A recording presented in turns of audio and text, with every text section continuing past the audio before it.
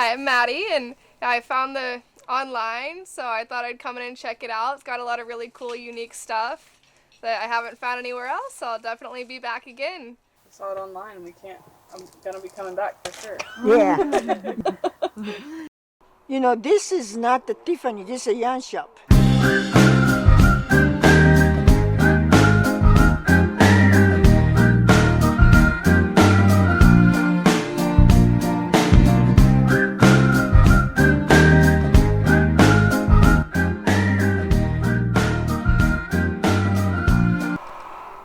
This is how I get dogs' attention.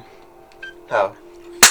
Oh shit. My name is Eva Belfer, and I'm a fiber artist, an art teacher, and I've been coming to Mikis' shop since I was a teenager. I wish more people knew about this place and how amazing it is to be surrounded just by like so much inspiration, just the texture, the color, everything. It's a lot to take in. It was like going to the Louvre. You could come here and you could look at one shelf for one day, and then you should probably go, and then you should come back the next day, and then come back the next day. So if it seems overwhelming at first, just come for a couple days at a time. Yeah.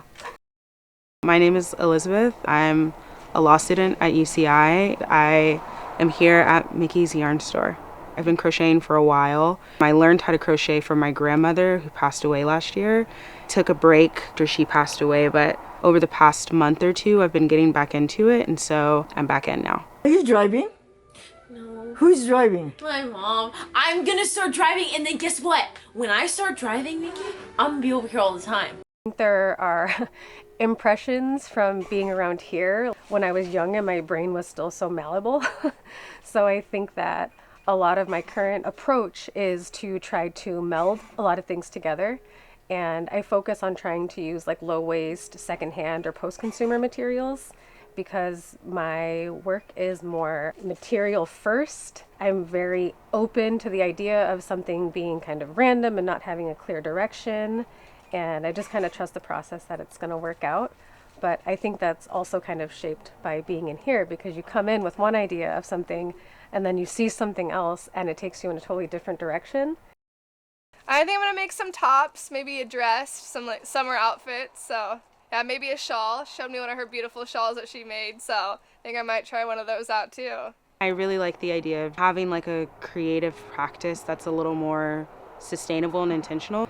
I like knowing that when I'm coming here, I'm using yarn that's not just being like insanely mass produced, and I like knowing that even the supply of what's here is intentional, like there's a person behind it. Really in the past year or so since I've picked it back up, I've been trying to be more intentional about shopping small and be more intentional about like supporting local businesses and local yarn stores. They're far and few between, which I think is very sad, but the ones that are around me, I'm really trying to make sure that I'm patronizing them and getting what I need from there. And more often than not, like everything that I'm looking for, I can find in a smaller, more personal, more local shop than a big box store anyways.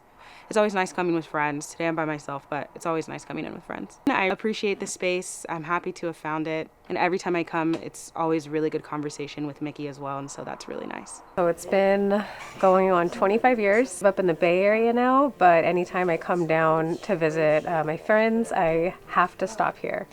Just because this place is like an endless source of inspiration. I feel like it completely refuels my creativity, you know, between stints of visits. It's definitely like just an absolute touchstone for me with my whole creative process. I love Mickey.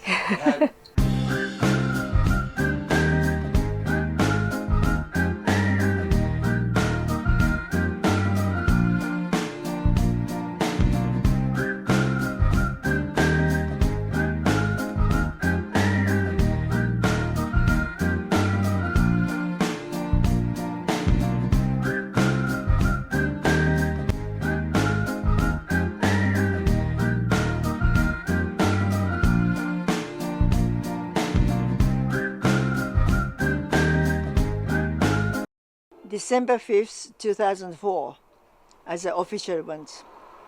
church members, and they say, well, we can do this, and the individual senior centers, they all start doing it. Next minute, you know, out of state, I have 32 states open and over 2,000 people. Maybe 2 more years I'm going to do it. That was needed because of Iraq war and all that stuff. But I think now that I don't think it's required. One of the motto was to boost our service members' morale, to boost their morale, and we don't need to do that anymore. We are kind of a peacetime here. They don't have much time when they're over there, and I have stacks of those notes. They spend the time, their time, they made a time, and even like giving a one-liner. They always told me that I'm the one carrying the torch. We can see the torch. As long as we know that you are carrying the torch, we're gonna work. And sometimes picture comes up with it, and it's heart-wrenching, and it's moving, literally moving. And that made me to work over 20 years. I mean, it's a volunteer thing, and I learned a lot about volunteerism and how it's different than a retail store. We shipped 180,000. That's a lot of beanies. First of all, all of us didn't do for the recognition of individual. So when somebody acknowledges my effort, they're going to give us some kind of acknowledgement in a big time. I always start with this. I'm accepting this acknowledgement, but I want you to know all my volunteers invisibly, besides me, not behind me, besides me. And I always want you to acknowledge all of us. I'm just here to represent, and I start from there before I said thank you and all the stuff. And I mean it, because I cannot do this alone, or they cannot do themselves alone either. To form 180,000, so maybe you're going to make it 200,000 at the end, but that's it. It was not easy to contacting military and getting the volunteers, because they have to buy their own yarn. Most people don't know I have a yarn shop. Somebody said, can I buy yarn from here? I said, no. Because some people accused me doing this project to sell yarn. And I never intend to do that. That wasn't my intention. I said, okay, so please don't buy the yarn for the beanies. So I sent it to Michael's or Joann's or Walmart even. Those places, then I said, please don't buy anything from here. So I took my volunteers' time and money away from this store, because they're making beanies, and somebody made like close to 5,000. And she said, I think I'm getting tired of it. I said, I understand it, because I have a record of who made how many. And so it's something that I can understand it. What, 15, 20 years for them to make that much. So that's how it started out. And so this like little nondescript shopping like strip mall had the most amazing yarn store that continues to be the most amazing yarn store. And now there's like a skate shop that's like a super good skate shop, and those things are hard to come by these days. So the fact that Mikki's still here, it's cool. This is just such a gem. You guys.